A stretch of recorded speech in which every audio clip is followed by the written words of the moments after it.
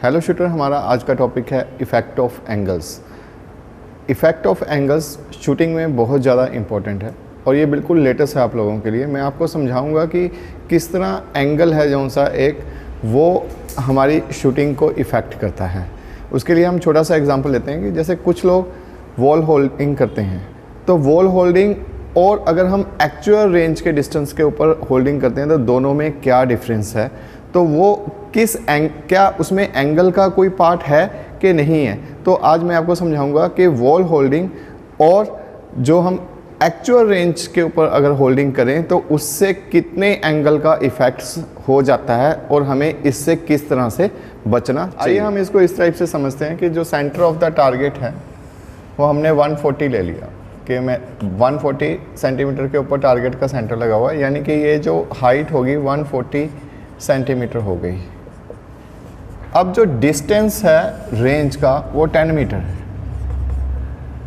अब अगर distance 10 metre है और यहाँ पे जो शूटर खड़ा है, हम एज्यूम कर लेते हैं जो उसकी आइज़ है फ्लोर लेंथ से लेके उसकी आइज़ के बीच में जो डिस्टेंस आता है वो 155 सेंटीमीटर के बीच में आता है। 155 सेंटीमीटर के बीच में आता है।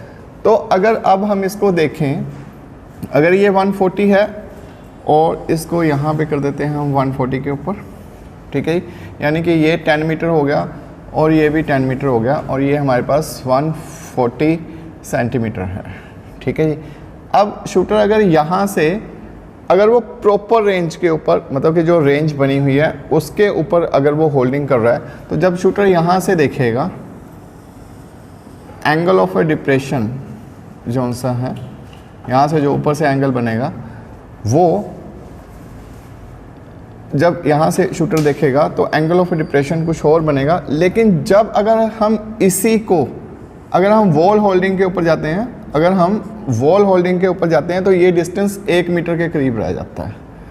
तो जब 1 मीटर से शूटर इसको देखेगा तो आप देखिए कि एंगल जो है वो यहाँ से इतना चेंज हो गया। मतलब कि आप इसको इस टाइप से समझ सकते हैं कि सपोज कर लीजिए अगर ये एंगल 1 या 2 है तो यहाँ पे एंगल बढ़ जाएगा और ज़्यादा बढ़ जाएगा, 5-6 आ जाएगा।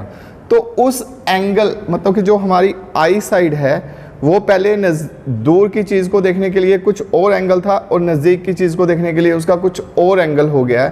तो इसलिए ये ज़रूरी है कि हमें जो होल्डिंग है वो एक्चुअल जितना हमारा डिस्टेंस है रेंज का उसके ऊपर ही करनी चाहिए। वॉल के ऊपर होल्डिंग को अवॉइड करना चाहिए, क्योंकि उससे क्या होता है कि शूटर अपनी बाजू को तो ठीक कर लेता है, लेकिन ऑटोमेटिकली क्या हो रहा है कि बाजू की स्ट्रेंथ बनाने के साथ साथ वो आइज़ को भी जो सा है 2 घंटे उसने उसी एंगल के ऊपर जो है उसकी प्रैक्टिस कर ली है। यानी कि अगर वो वॉल के ऊपर प्रैक्टिस कर रहा है तो उसकी आइज़ की जो प्रैक्टिस होगी वो इस एंगल के ऊपर होगी, जबकि हमें एक्चुअल में चाहिए क्या 140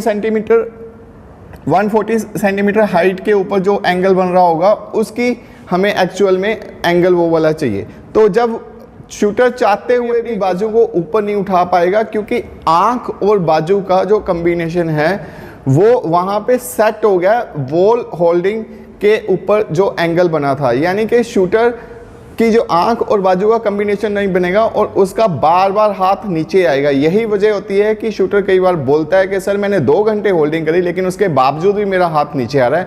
वो इसी कारण से आता है क्योंकि तो एंगल ऑफ इफेक्ट है जो सा वो वहाँ पे काम करता है। तो इसलिए अगर आपको होल्डिंग करनी है तो मेरी एडवाइस यही है कि आप जो पूरा डिस्टेंस है उसके ऊपर करेंगे तो मच बेटर। अदरवाइज आप बाजू को तो होल्डिंग से मतलब उतना स्ट्रेंथ बना लेंगे, लेकिन जो आपकी आंखों का एंगल है वो उतने का उतना ही रहेगा और ज़्यादा होल्डिंग करने के बावजूद भी आपका हाथ नीचे ही जाएगा।